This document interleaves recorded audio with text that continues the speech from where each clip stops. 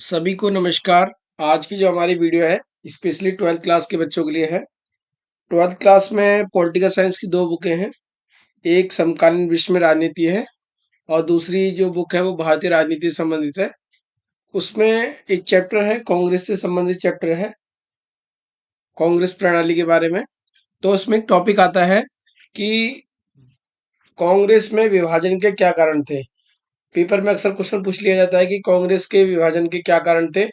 तो 4 नंबर में जो क्वेश्चन आता है, 6 नंबर में आता है, उसको आज हम कवर करने की कोशिश करेंगे। आइए जानते हैं कि कांग्रेस में विभाजन के क्या कारण थे।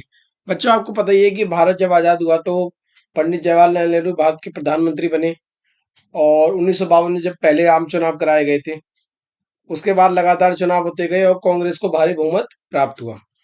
पर 1967 का एक ऐसा दौर आया जहां पे कांग्रेस में कुछ डाउनफॉल देखने को मिला। 1967 के चुनाव में कांग्रेस सत्ता में तो आई, परंतु उसको भारी संख्या में वोट और सीटों का नुकसान उठाना पड़ा। कहने का तात्पर्य क्या है कि जब 1967 में जनरल इलेक्शन हुए तो कांग्रेस को पहले की तरह प्रचंड बहुमत नहीं मिला और ना ही उसको सीटें मिली। कहीं ना कहीं उसकी जो हालत थी वो बहुत ही खराब होती जा रही थी।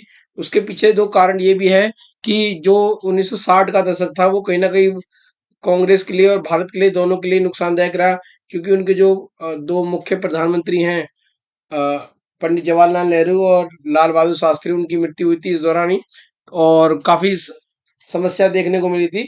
उस स्थिति में कांग्रेस के में काफी परेशानी का सामना करना पड़ा। तो जब 1967 के चुनाव हुए तो कांग्रेस को जो सीटें मिली वो तो मात्र 283 सीटें मिली। और अक्सर ये देखा गया कि जो 9 राज्य थे वहां पे गैर कांग्रेसी सरकार बनी।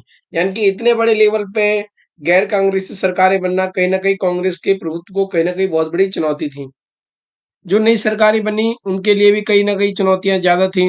नए गठबंधन बने, बिगड़े और कई जगह राष्ट्रपति शासन भी लगाया गया, क्योंकि वो भी सही से सरकार नहीं चला पा रहे थे। अब हम मेन मुद्दे पे आते हैं कि वास्तव में कांग्रेस के विभाजन का जो है मेन कारण क्या था। बच्चों, कांग्रेस के विभाजन में जो मेन काम है वो था इंदिरा गांधी वर्सेस सिंडिकेट को। इसके बारे में थोड़ा जानते आइए कि सिंडिकेट कौन थे।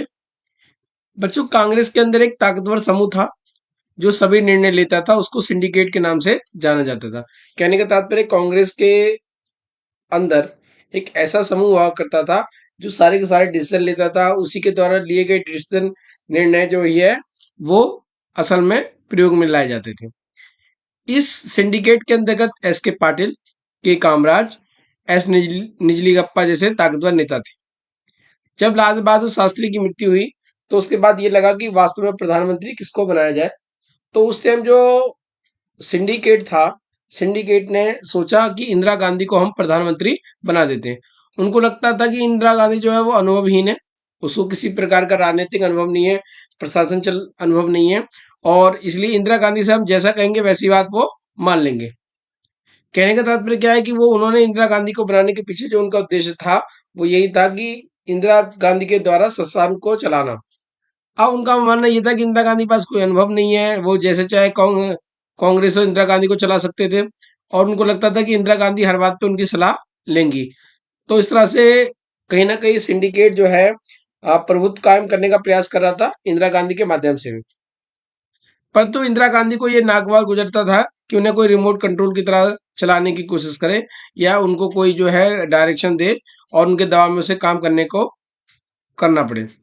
वास्तव में इंदिरा गांधी की अगर बात की जाए तो इंदिरा गांधी अपना मुकाम खुद हासिल करना चाहती थी।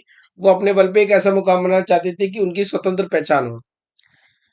अब स्वतंत्र पहचान के लिए जरूरी है कि उनको सिंडिकेट को जो है किनारे लगाना बहुत जरूरी था, क्योंकि सिंडिकेट ने उन्हें बनाया था। और अगर उन्हें किसी दबाव रहित काम करना था तो उन्होंने सिंडिकेट को हाशिए पे लाने का काम शुरू कर दिया, यानी कि सिंडिकेट को निगलेक्ट करना शुरू कर दिया, सिंडिकेट को किनारे लगाना शुरू कर दिया। इंदिरा गांधी ने अपनी वामपंथी रंग में अपनी नीतियों को लागू करना शुरू करा। इंदिरा गांधी ने 10 सूत्री कार्यक्रम लागू किए, जिसमें बैंकों का राष्ट्रीयकरण, संपदा और आय का परिसीमन, खाद्यान्न सरकारी वितरण, भूमि सुधार जैसे बहुत सारे कार्य थे जो कि इंदिरा गांधी के द्वारा किए गए। हालांकि सिंडिकेट जो है ना, इसको अप्रूवल तो दे दिया, परंतु सिंडिकेट आशंकित था। उनको लग रहा था कि वास्तव में इसके माध्यम से इंदिरा गांधी अपना प्रभाव कायम करना चाह रही है और उस प्रभाव के कारण कहीं ना कहीं सिंडिकेट को नुकसान हो सकता है। अब बच्चों, हम उस मेन रीजन के बारे में जानेंगे जिसकी वजह से जो है इंदिरा गांधी और सिंडिकेट में बहुत बड़ा डिस्प्यूट बढ़ा, यानी कि लड़ाई हुई। और उसके बाद जो है कांग्रेस को अंदर ही अंदर एक गुटबाजी के तौर पे निकल के आई, और साथ साथ ये हुआ कि कांग्रेस का विभाजन हो गया। आइए जानते हैं वो घटना क्या थी। बच्चों, 1969 में इंदिरा और सिंडिकेट के बीच में बहुत बड़ी गुटबाजी खुलकर सामने आई। आपको पहले भी पता है कि इंदिरा गांधी और सिंडिकेट जो है कहीं ना कहीं एक दूसरे पर दबाव बनाने की कोशिश कर रहे थे, क्योंकि इसे बनाया तो सिंडिकेट ने इंदिरा को था प्रधानमंत्री, परंतु इंदिरा चाहती थी कि अपने बल पे काम करना। वह ये था कि 1969 में जो राष्ट्रपति थे जाकिर हुसैन, उनकी मृत्यु हो गई, और मृत्यु के बाद जो है उनका पद जो है खाली हो गया। अब बात यह आई है कि जब राष्ट्रपति का पद खाली होगा तो राष्ट्रपति का पद भरना भी है। तो जो सिंडिकेट था, जो सारे फैसले लिया करता था कांग्रेस ने, उसने इंदिरा गांधी की असहमति के बावजूद नीलम संजीव रेड्डी, एन संजीव रेड्डी को कांग्रेस का उम्मीदवार घोषित कर दिया। यानी कि इंदिरा गांधी नहीं चाहती थी कि नीलम संजीव रेड्डी को राष्ट्रपति बनाया जाए, जबकि जो कांग्रेस के जो कद्दावर नेता है, जो सिंडिकेट वाले हैं, उन्होंने जो है नीलम संजीव रेड्डी को राष्ट्रपति का उम्मीदवार घोषित कर दिया। अब जब इंदिरा गांधी को ने देखा कि इस तरह की घटना हो रही है और नीलम संजीव रेड्डी को जो है कहीं ना कहीं राष्ट्रपति बनाने के लिए जो है उम्मीदवार के रूप में खड़ा किया जा रहा है, तो इंदिरा गांधी ने भी एक पैतरा अपनाया। और इंदिरा गांधी ने उस टाइम के जो तत्कालीन उपराष्ट्रपति थे उनसे बातचीत की, और वीवी गिरी को अपनी तरफ से स्वतंत्र उम्मीदवार बनाया। यानी कि अब मजे की बात क्या थी, कांग्रेस कही एक तरह से दो उम्मीदवार हो गए। एक उम्मीदवार होगा नीलम संजीव रेड्डी, वहीं इंदिरा गांधी ने नीलम संजीव को रेड्डी को नेग्लेक्ट करते हुए अपना खुद का उम्मीदवार उतारा, और जो कि वीवी गिरी थे। और इस तरह जो मुकाबला जो है सिंडिकेट और इंदिरा गांधी के बीच में हो गया राष्ट्रपति चुनाव के अंतर्गत। जब सिंडिकेट को लगने लगा कि इंदिरा गांधी जो है काफी स्थिति को खराब कर सकती है, तो उस टाइम के जो कांग्रेस के अध्यक्ष थे निजली गप्पा, उन्होंने व्हीप जारी किया और निर्देश दिया कि सारे जो सांसद हैं वो जो है नीलम संजीव रेड्डी को वोट करेंगे। कहने का तात्पर्य क्या है कि नीलम संजीव रेड्डी के पक्ष में जो है कांग्रेस अध्यक्ष निजली गप्पा द्वारा जो है व्हीप जारी किया गया। भाई इंदिरा गांधी ने, आपको पता ही है, किसको चुनाव में उतारा था? वीवी गिरी को उतारा था। इंदिरा गांधी ने भी कहा कि जो वीवी गिरी की, देखिए वीवी गिरी को मैं समर्थन देती हूँ, और सभी सांसदों से मेरी अपील है कि वो अंतरात्मा की आवाज के नाम पर वोट दें। कहने का तात्पर्य क्या है, बेशक कांग्रेस ने व्हीप जारी कर दिया है, पर इंदिरा गांधी की उनकी इमोशनल अपील ये थी, अगर आपको लगता है कि आपके भले के लिए नीलम संजीव रेड्डी हैं या वीवी गिरी हैं, जो आपको अच्छा लगता है आप उसको वोट करें, और मेरी तरफ से जो उम्मीदवार रहेंगे वो वीवी गिरी रहेंगे। यानी कि इंदिरा का जो झुकाव था वो वीवी गिरी की तरफ था। तो इंडिया ने धीरे धीरे, जो इंदिरा ने जो है कहीं ना कहीं कांग्रेस के अंदर प्रभुत्व बनाना शुरू कर दिया था। और जब अंतरात्मा के आधार पे जो है वोट हुआ, तो उसका परिणाम निकल के आया, और जो वो अप्रत्याशित था कि जो कांग्रेस का जो उम्मीदवार थे नीलम संजीव रेड्डी, वो चुनाव हार गए, और इंदिरा गांधी के जो समर्थित उम्मीदवार थे, कौन? वीवी गिरी, वो उप राष्ट्रपति का चुनाव जीत गए। कहने का मतलब क्या, जो उपराष्ट्रपति थे बाद में वो राष्ट्रपति बन गए। बच्चों, इस कार्टून में भी आप देख रहे होंगे कि यहाँ पे जो है कांग्रेस को पद दिखाया हुआ है, जो पुरानी कांग्रेस थी सिंडिकेट वाली थी, वहीं यहाँ पे इंदिरा गांधी को दिखाया गया है, और जो ये है ये कहीं ना कहीं वीवी गिरी हैं। दिखाया गया है कि उनकी राष्ट्रपति चुनाव में जो है जीत हुई है।